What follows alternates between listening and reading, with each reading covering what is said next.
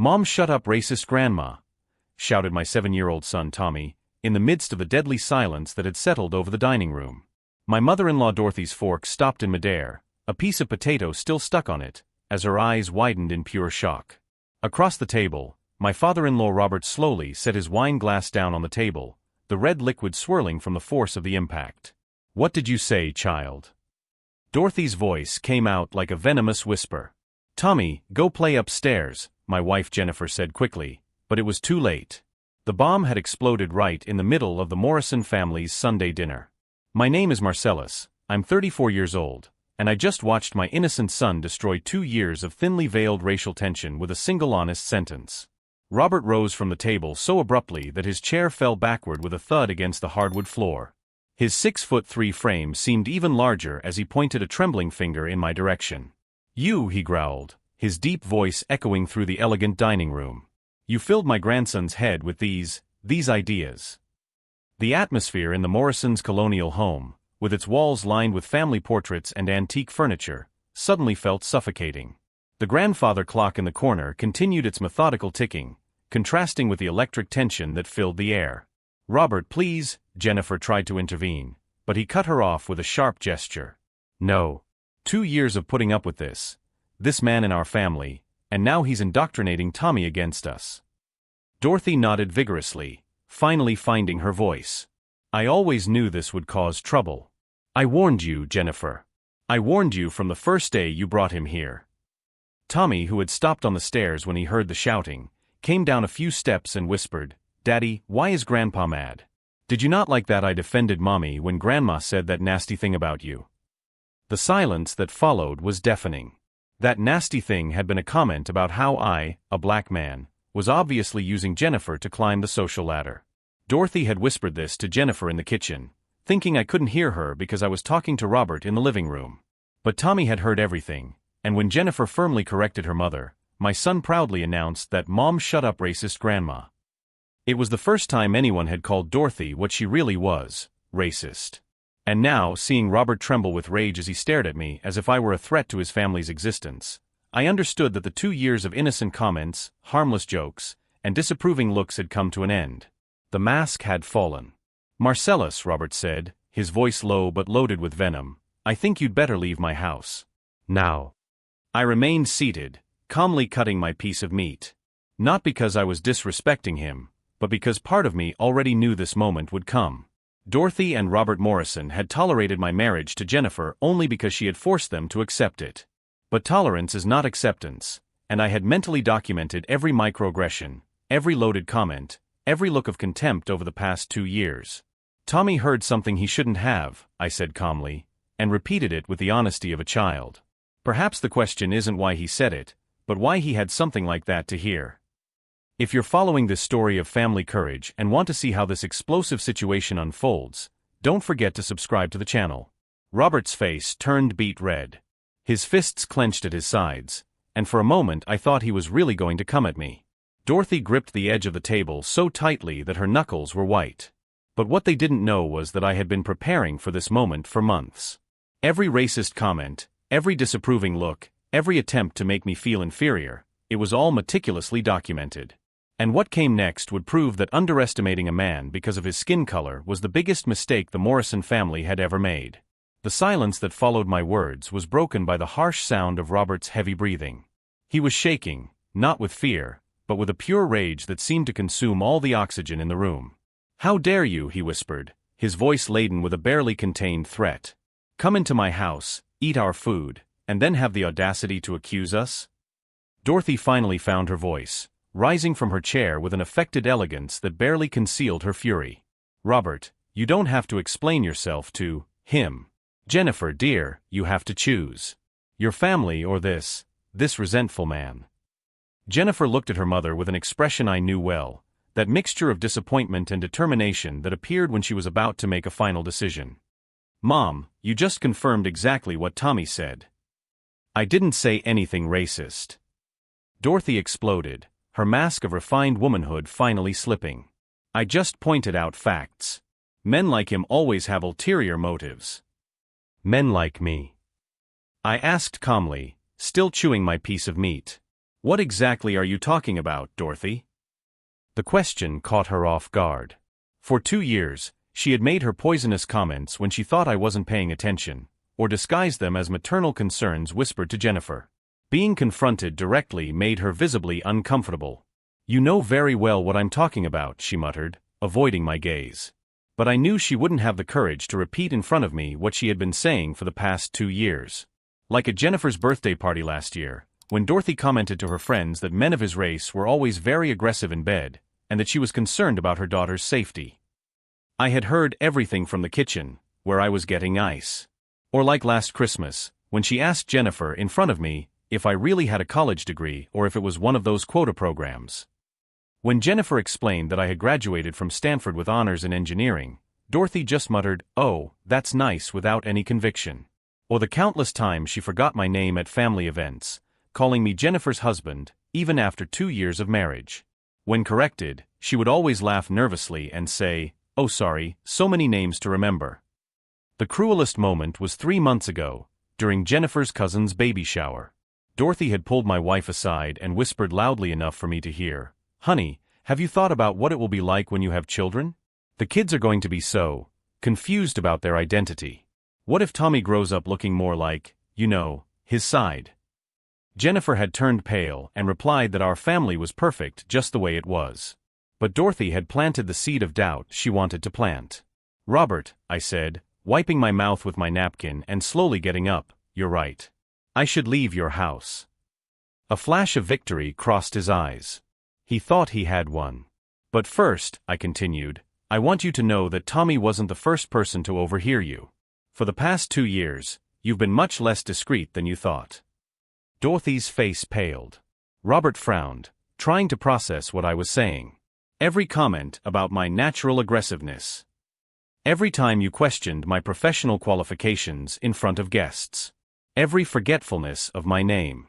Every whisper about how Jennifer was lowering herself by marrying me." Jennifer looked at me in surprise. I had never told her the full extent of the comments I heard when she wasn't around. "You're making this up," Dorothy shouted, but her voice was higher pitched than usual. "Am I?" I asked calmly. "Jennifer's birthday party last year. You told Mrs. Henderson that black men are primitive in intimacy. Last Christmas, you asked if my degree was real or if I got into Stanford through special programs. 3 weeks ago, you told Jennifer you were worried our future children would be troubled because they would be mixed race." Every word I said made Dorothy take a step back.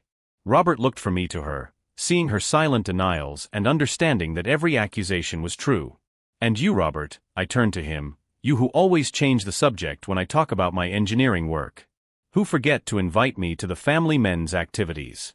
Who always have an excuse when you need to introduce sons-in-law to your golf buddies, but never forget to mention the professions of the others." Robert's fist opened and closed at his side. He knew I was right, but his pride wouldn't let him admit it. "You're being paranoid," he muttered, but without conviction. "Paranoid?" I repeated, allowing a small smile to appear on my face. "Robert, paranoia is suspecting things that don't exist. I just have a good memory." It was at that moment that Jennifer got up from the table, took Tommy by the hand, and stood beside me. "We're leaving. Now." Dorothy began to cry, tears of anger and frustration, not remorse. "Jennifer, you're destroying this family. Everything was fine before he showed up." "Mom," Jennifer said with a coldness I had never heard before, "the only thing that has changed is that we now have a child who is honest enough to speak the truth out loud." Robert pointed a trembling finger at me. "You poisoned my family against us. You planned this from the beginning." I looked at him for a long moment, letting the silence weigh on the air. "Robert, you're right about one thing. I did plan something from the beginning. But it wasn't to poison anyone against you." "What do you mean?" Dorothy asked, wiping her tears with her sleeve. "I planned to document everything. Every comment, every date, every witness present. For 2 years, I kept a meticulous record of every racist incident in this family." The blood drained from their faces. "And now that the mask has finally fallen completely, you're going to find out what this documentation is for." I took Jennifer's hand in Tommy's, turned toward the door, and paused. "Oh, and just to be clear, Tommy has more honesty and character at 7 years old than you two have shown in your entire lives. We walked to the door while Dorothy yelled something about lawyers and grandparents' rights. Robert just stood there, in the middle of the elegant dining room, surrounded by the wreckage of Sunday dinner, and probably beginning to understand that he had seriously underestimated the man he had just kicked out of his house. What they didn't know was that my documentation wasn't just for my personal protection. It was part of something much bigger, something that would transform not only our family dynamics, but the social standing of the entire Morrison family in the community where they valued their impeccable reputation so highly. The 3 weeks that followed the disastrous dinner were like watching a fire consume everything I had built with my in-laws.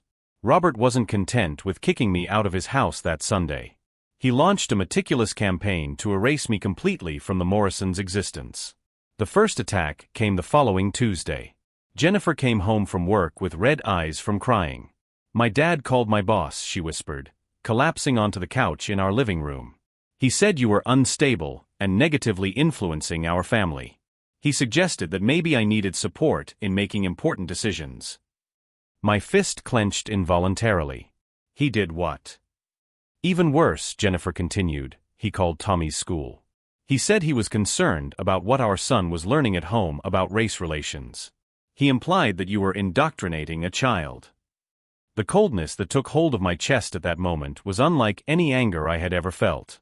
Robert wasn't just attacking my dignity, he was trying to destroy my livelihood and interfere with my own son's education. On Thursday, we discovered that Dorothy had called every member of the Morrison family, telling her distorted version of events. According to her, I had exploded at dinner, yelled at her without provocation, and used Tommy as a weapon against them. Jennifer's cousin Kate called in tears. "Jen, your mom said Marcellus threatened you in front of Tommy. That he's getting violent. She's really worried about your safety." "Kate," Jennifer said with a patience I could no longer muster, "you've known my husband for 5 years. Has he ever exhibited any violent behavior?" There was a long pause. "No, but your mother seemed so convinced." "Exactly," Jennifer cut in. "She seemed that way. Because Dorothy Morrison is a consummate actress when it comes to manipulating narratives." But the damage was done. One by one, the people I considered family began to treat me with cautious distance. At events where we were still invited, I noticed the whispers that ceased when I approached, the looks of curiosity mixed with judgment. The moment that broke my resolve to maintain dignity came the following Saturday, during Tommy's youth football game. I was in the stands, cheering for my son, when I felt a presence beside me. Robert had sat down 2 seats away, but not to watch the game. He was there to provoke me. "You know," he said loudly enough for other parents to hear, "it's sad when a man uses a child for his own political agenda." I kept my eyes fixed on the field, where Tommy was running after the ball with the pure determination of a 7-year-old. "Especially," Robert continued, "when that agenda involves poisoning an innocent child against his own family." The mother sitting in front of me turned discreetly to watch us. Robert had calculated his audience perfectly. "Tommy wasn't poisoned by anyone," I replied calmly, still looking at the field. "He just repeated what he heard." "Oh, so you admit he heard something?" Robert smiled smugly. "Interesting how a child hears things that weren't said." It was at that moment that Tommy scored his first goal of the season. He ran toward the stands, waving frantically at me and shouting, "Dad! Did you see that? Did you see that?" I stood up, waved back, and shouted, "I'm proud of you, champ." Robert also stood up, but for a different reason. "Tommy," he shouted. "Come here, sweetheart. Grandpa wants to give you a hug." Tommy stopped waving at me and looked confused between the two of us. Even at 7 years old, he could sense the tension in the air. "Grandpa!" Tommy shouted back. "Why don't you want to talk to Daddy anymore?" The silence that fell over our section of the stands was awkward. All eyes were fixed on Robert, waiting for an answer. Robert forced a smile. "Grandpa and Dad are just having an adult conversation, sweetheart. Keep playing." But Tommy, with the brutal honesty of children, didn't accept this diplomatic answer. "Mom said you were really rude to Dad because he's black. Is that true?" Robert's embarrassment was visible. His cheeks flushed red, and he glanced around at the other parents who were now watching him with expressions ranging from surprise to disapproval. "Tommy," he said in a tense voice, "get back to the game." Now, my son, bless him, remained where he was. But I want to know. Why is being black bad? Daddy is the best daddy in the world. That's when one of the other mothers stood up and began to applaud. Well said, Tommy, she shouted. Your father is lucky to have such a smart son. Other parents joined in the applause. Robert sat down abruptly, his attempt at public humiliation having backfired completely. But as I nodded my thanks to the supportive parents, a cold realization dawned on me. Robert had crossed a line he should not have crossed. He had brought our war into my son's space, trying to use Tommy as a weapon in his racist game. That night, after Tommy went to sleep, I sat in my home office and looked at the folder I had been compiling for 2 years. Inside were not only the evidence of Dorothy and Robert's microaggressions, but something much more substantial. You see, over the past 2 years, while they had underestimated me because of my skin color, they had also underestimated my profession. As a systems engineer for one of the largest auditing firms in the region, I had access to public databases, corporate records, and professional networks they couldn't even imagine. And during my sleepless nights, when racist comments echoed in my head, I had begun to do some very interesting research on the Morrison family. Robert Morrison, the man who had just tried to humiliate me in front of other parents, had some very interesting skeletons in his closet. His real estate consulting firm, which he ran with such pride, had some municipal contracts that raised certain ethical questions. And Dorothy, with her social delusions of grandeur and obsession with status, had left digital traces of financial transactions that didn't quite match the family's declared income. But what I discovered about the Morrison family dynamics was even more revealing. The calls Robert had made to Jennifer's boss and Tommy's school were not his first forays into manipulation and control. It was a pattern that stretched back decades. I opened my laptop and started typing an email. Not to Robert or Dorothy, they would have their revelations soon enough. This email was to my lawyer, Marcus Thompson, one of the best family and discrimination law specialists in town. Marcus, I began typing, I need to schedule an urgent meeting. I have a case I think you'll find very interesting. As I sent the email, Jennifer appeared at the office door in her pajamas. Still awake. Just finishing up a few things, I replied, closing my laptop.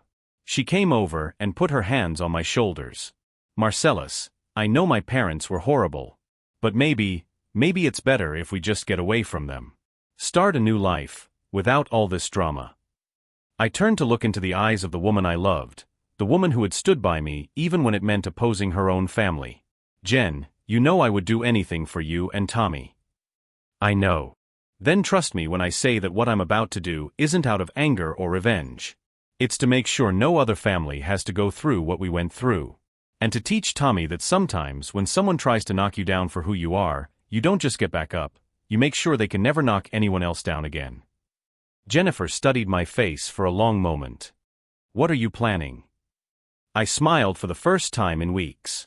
I'm going to give his parents exactly what they deserve. I'm going to give them the truth. All of it. The next morning, while Robert was probably waking up thinking he had won our little psychological war, I was already sitting in Marcus Thompson's office, spreading 2 years of meticulous documentation across his desk. What Robert didn't understand was that he wasn't just dealing with a black son-in-law he could intimidate. He was dealing with a systems engineer who had methodically documented every mistake, every slip-up, and every questionable action of the Morrison family over the past 24 months. And now, with Tommy being used as a weapon in his racist campaign, I had decided it was time to show the Morrisons what happens when you underestimate a man based solely on the color of his skin. The war Robert had started was about to get a lot more interesting. And when the dust settled, the entire community would know exactly what kind of people Dorothy and Robert Morrison really were. The meeting with Marcus Thompson lasted 3 hours and 45 minutes. When I left his office, I had a folder with 17 pages of legal analysis and a plan that would make the Morrisons understand that underestimating a man because of his skin color had been the most expensive mistake of their lives. Marcellus, Marcus had said, leafing through my meticulous documentation for the 3rd time, in 20 years of practice, I've never seen anyone document racial discrimination with this level of forensic precision. You've basically built a federal case. The folder I had brought contained much more than racist comments. There were screenshots of text messages where Dorothy discussed the family's black problem with other high society women. Audio recordings of phone conversations where Robert referred to me as that guy when he thought I wasn't listening. Internal emails from his consulting firm where he made jokes about my intelligence in professional correspondence. But the real treasure was something I had discovered using my systems engineering skills. Through public databases and corporate records, I had tracked a pattern in Robert's company's real estate transactions. Municipal contracts that always seemed to favor properties in predominantly white neighborhoods, with inflated appraisals and suspicious commissions. Robert Morrison isn't just racist, Marcus had concluded. He's a racist who uses his position to practice systematic housing discrimination. This isn't just a civil matter, it's a federal crime. As I drove home, my phone rang. It was Jennifer, and her voice was tense. "Marcellus, my dad just did something terrible," she said, clearly fighting back tears. "He called social services. He said he was concerned about Tommy's welfare because you were exhibiting aggressive and ideologically extreme behavior at home." I pulled the car over to the side of the road. "He did what?" "They're sending someone tomorrow to do a home assessment. Dad said he has documentation of your violent tendencies." The coldness that came over me in that moment was unlike any anger I had ever felt. Robert had crossed the final line. It was no longer about hurt pride or racist comments. He was trying to use the system against a 7-year-old black child. "Jen," I said calmly, "I need you to trust me completely over the next few days. It's going to get ugly before it gets better." "What are you going to do?" "I'm going to teach your father that there's a difference between being smart and being clever. And that a black man with a Stanford degree and 2 years of legal documentation is not someone you want as an enemy." That night, I worked until 3 in the morning in my office. I wasn't just organizing evidence. I was building a multi-layered strategy that would attack Robert and Dorothy on all fronts simultaneously. The first layer was legal. Marcus had already begun preparing a racial discrimination lawsuit that would include not only personal damages, but also a federal investigation into Robert's business practices. The second layer was social. Through my professional networks, I had identified 3 investigative journalists who specialized in housing discrimination. One of them, Sarah Chun, had won a Pulitzer Prize for exposing similar practices in Detroit. The third layer was financial. My investigation had revealed that Robert had inflated real estate appraisals for white families, while systematically undervaluing properties in neighborhoods where minorities lived. This not only violated federal housing laws, but also constituted bank fraud. But the fourth layer was personal. And that would be the one that hurt the most. The following Tuesday, the social worker arrived as scheduled. She was a middle-aged black woman named Mrs. Williams, and she was clearly familiar with this type of family concern. "Mr. Johnson," she said, sitting down in our immaculate living room, "I've received a report suggesting that there may be tensions at home that are affecting your son." "What kind of tensions?" I asked calmly. She consulted her notes. "Aggressive behavior, discussions about race that would be inappropriate for a child, possible ideological indoctrination." Jennifer stood up abruptly. "Mrs. Williams, may I show you some things?" For the next 45 minutes, Mrs. Williams reviewed the documentation Jennifer had prepared. Tommy's report cards showing excellent behavior. Letters from teachers praising our active participation in his education. Photos of family events where I appeared helping with school projects, soccer games, and community activities. But the decisive moment came when Mrs. Williams asked to speak to Tommy alone. "Tommy," she said gently, "has your dad ever been rude or scary to you?" "No," Tommy replied without hesitation. "Dad is the best. He helps me with math and teaches me about engineering. Dad says I can be anything I want when I grow up." "And when you said that thing about Grandma at dinner, were you afraid?" Tommy frowned. "Why would I be scared? Grandma said something mean about Dad, and Mom said it was wrong. I just meant that Mom was brave." Mrs. Williams closed her folder. "Mr. Johnson, how long have you been married?" 5 years, I replied. "And has your father-in-law made any other official concerns about your family?" Jennifer and I exchanged glances. "This is the first time he's involved the authorities," Jennifer said carefully. Mrs. Williams nodded. "I see. Mr. Johnson, my recommendation will be that this family does not need state intervention. In fact, based on what I see here, Tommy is in an extremely stable and loving environment." After she left, Jennifer turned to me. "What did you do?" She seemed prepared for this. I smiled for the first time in days. Remember that Marcus has extensive connections in the judicial system? He may not have spoken directly to Mrs. Williams, but let's just say that certain information about Robert's history of concerns reached the right ears. What kind of information? That over the past 15 years, Robert Morrison has made 7 anonymous reports to social services about interracial families in his neighborhood. All were deemed unfounded. All involved black fathers married to white women from high society. Jennifer's eyes widened. 7 families? Robert has a pattern, Jen. And now that pattern is documented in federal files. But Robert wasn't done. On Thursday, he escalated again. Jennifer came home from work with red eyes and a letter in her hand. Marcellus, he hired a lawyer. They're threatening to fight for custody of Tommy. The letter was from a law firm I recognized, specialists in custody cases for high-income families. Robert was claiming that our marital instability, caused by my aggressive tendencies, made our home unsuitable for a child. It was at that moment that I made the call that would change everything. Marcus, I said when he answered, it's time to activate the 4th layer. Are you sure, Marcellus? Once we do this, there's no turning back. I looked at Jennifer, who was holding the legal letter with trembling hands, and at Tommy, who was doing his homework at the kitchen table, completely oblivious to the war being waged around him. I'm sure. Robert Morrison wants to play with my son's future? Then let's show him who really holds the cards.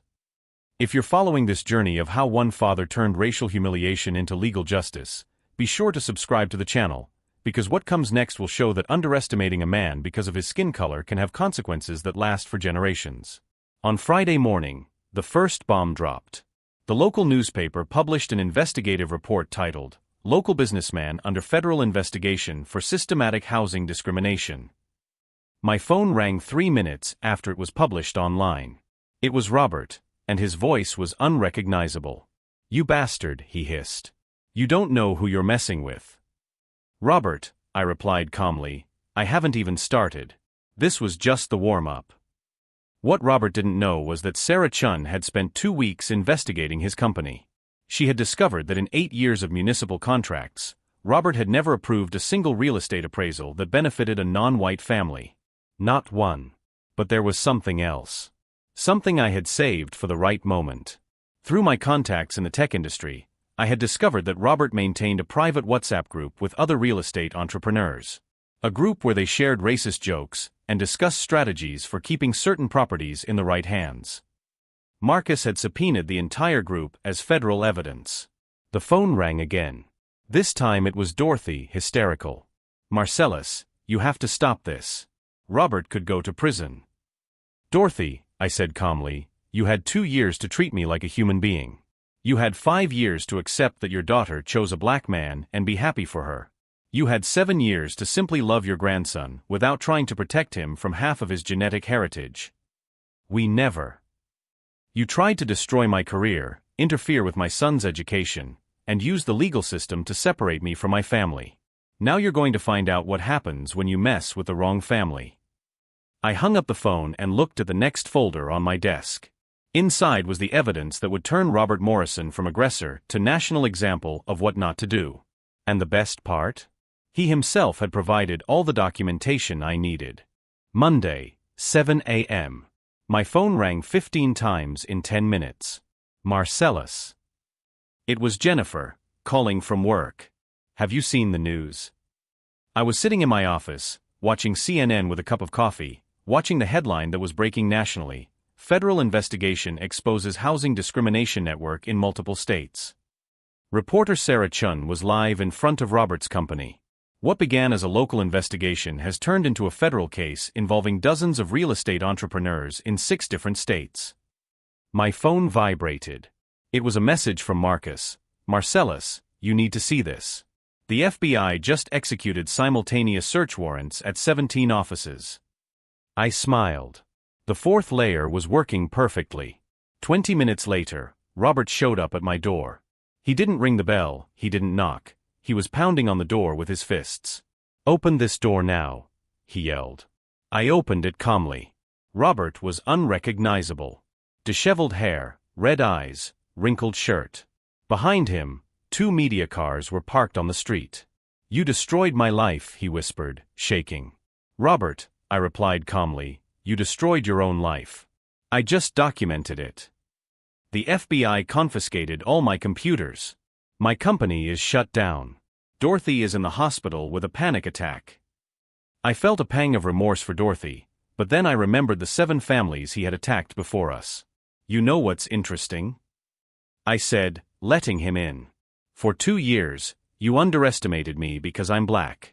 You thought I was just a silent son-in-law who would accept your insults. Robert threw himself on the couch, putting his head in his hands.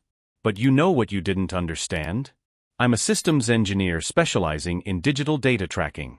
When I began to suspect your business practices, it took me only 3 weeks to map your entire network.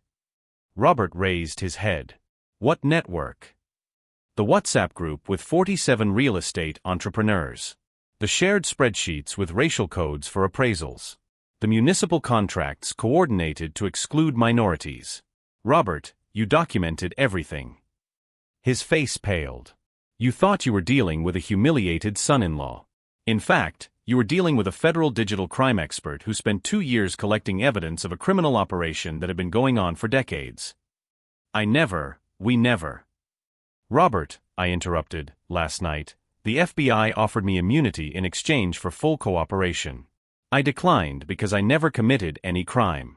But I provided 847 pages of documentation that you yourselves created, free of charge. Tommy came running down the stairs. Daddy, why is Grandpa crying? Robert looked at my son, his grandson, and for the first time in 5 years, I saw something that could be remorse. Tommy, he said in a broken voice, Grandpa did some very wrong things. And now he has to pay for them. Tommy approached and touched Robert's knee. Grandpa, can you say sorry to Dad? Then you can be friends again. The silence in the room was broken by Jennifer's arrival. She looked at Robert, then at me. CNN wants an interview, she said simply. They want our side of the story. Robert looked at me desperately. Marcellus, please. I beg you. My company, my reputation. There's nothing left. You're right, I replied. There's nothing left of the life you built by exploiting families like ours. But do you know what you can build now? He looked at me hopefully. An honest life. For the first time in decades. 3 hours later, I was sitting in front of CNN cameras, with Jennifer and Tommy by my side. Mr. Johnson, Sarachin asked, how do you feel knowing that your documentation has exposed the largest housing discrimination ring in modern history? I looked directly into the camera. I feel that my son will grow up in a world where people like Robert Morrison can no longer destroy families with impunity. And what is your message to other families facing discrimination?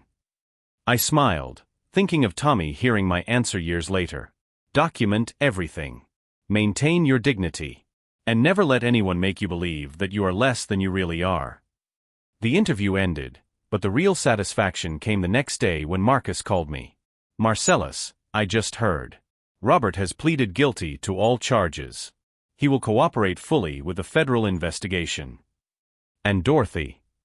She's undergoing psychiatric treatment. Apparently, she always knew about his activities but never had the courage to speak up. I hung up the phone and looked out the window. Tommy was playing in the yard, running free, unaware that he had helped dismantle a system of hatred that had lasted for generations. Robert Morrison had tried to destroy me because of the color of my skin. Instead, he turned me into the man who finally brought justice to hundreds of families. The war he started was over. And I had won using only the truth. 6 months after the CNN interview, I received a call I didn't expect. Marcellus, it's Robert. The voice was unrecognizable, broken, humble. I'm calling from federal prison.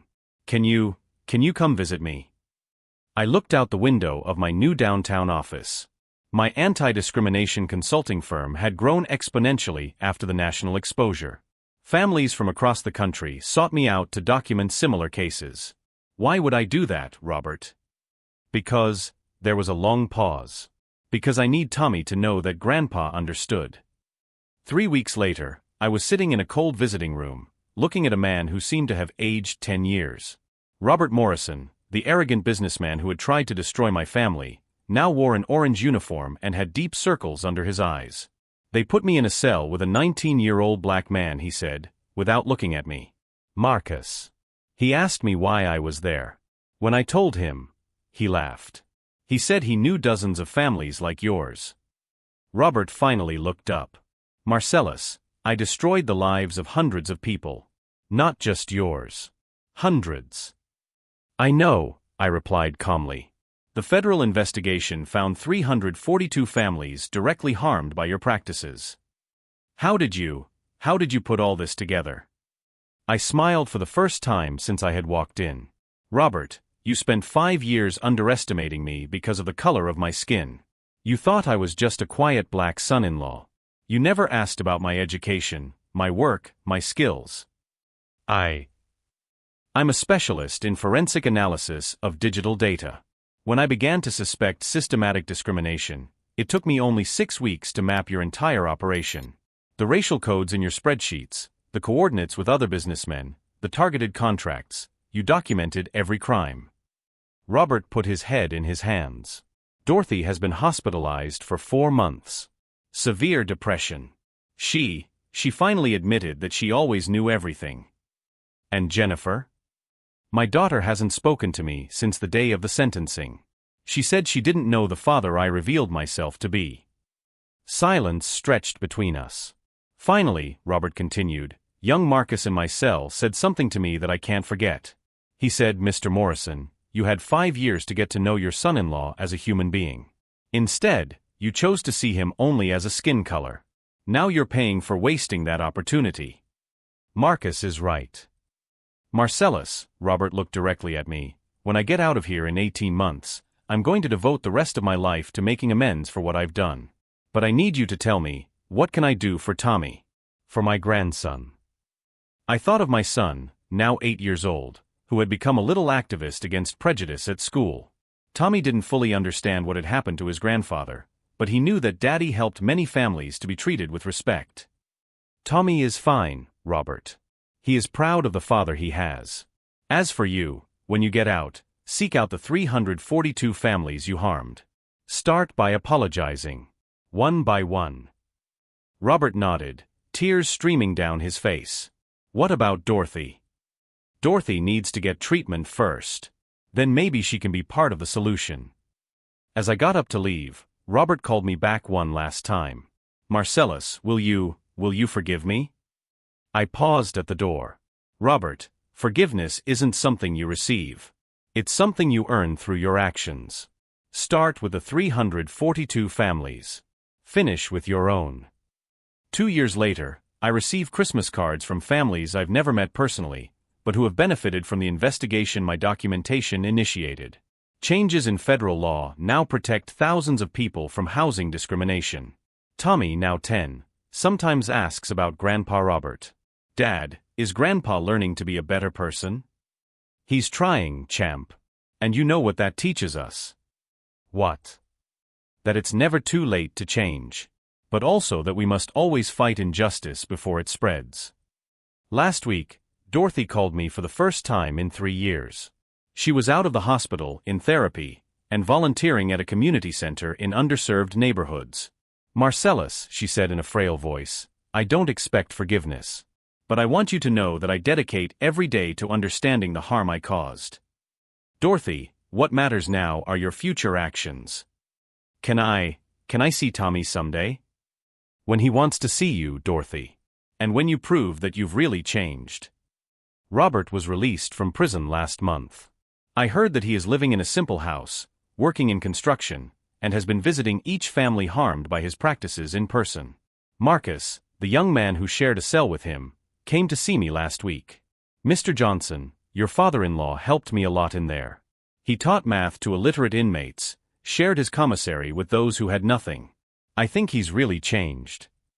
If you are following this incredible journey of how one child's honesty exposed decades of systematic racism and turned into a national movement for justice, subscribe to the channel, because stories like this show that one determined man can change not only his family, but an entire corrupt system. The most profound victory didn't come when I saw Robert in prison or Dorothy hospitalized. It came when Tommy said to me, Dad, I understand now why you documented everything. You didn't just want to protect yourself, you wanted to protect all the families that came after. Today, when I look at my son running free in the backyard, I know he will grow up in a world where Robert Morrison can no longer destroy families with impunity. And maybe, just maybe, in a world where men like Robert learn that the color of someone's skin never determines the size of their strength. The last time Robert tried to humiliate me, I was just a quiet black son-in-law. Today, I am the man who dismantled the largest housing discrimination network in modern history. And it all started because a 7-year-old child had the courage to speak the truth out loud.